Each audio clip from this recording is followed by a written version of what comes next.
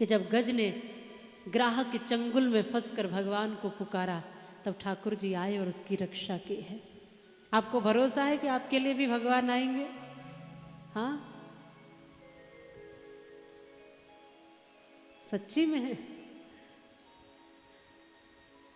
जिनको भरोसा है उनके लिए आते हैं, उनको दिखते हैं कि भगवान आए हैं, मुझे बचाया है, मुझे पार किया है।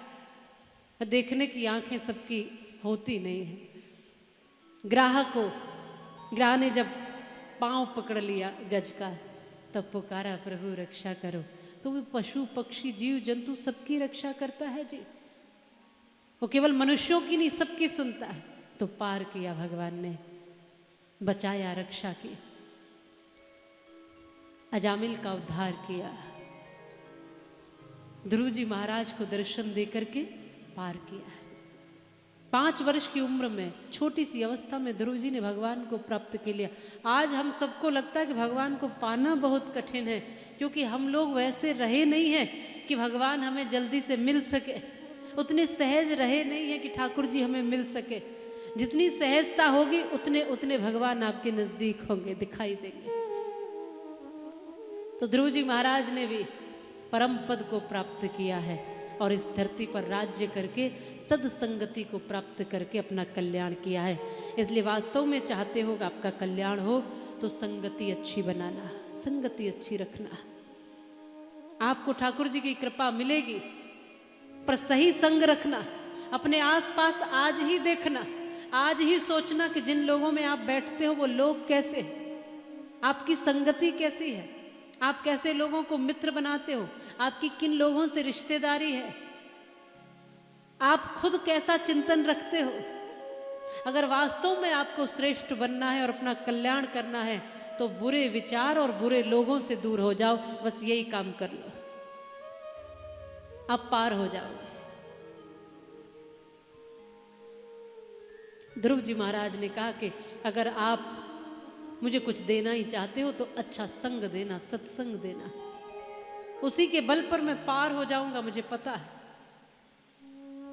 बिनु सत्संग विवेक न होई, और बिना विवेक के हम कुछ भी शुभ नहीं कर सकते, कुछ भी अच्छा नहीं कर सकते। चिंतन करना होगा विवेकपूर्ण।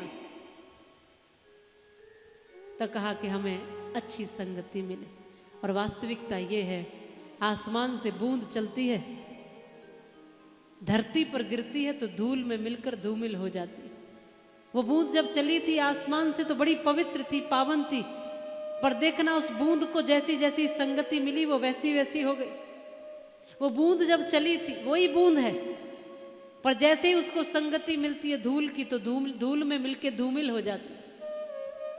वही बूंद जब गर्म लोहे पे पड़ती है तो समाप्त हो जाती है। वही बूंद केले के पात पर कपूर बन जाती है।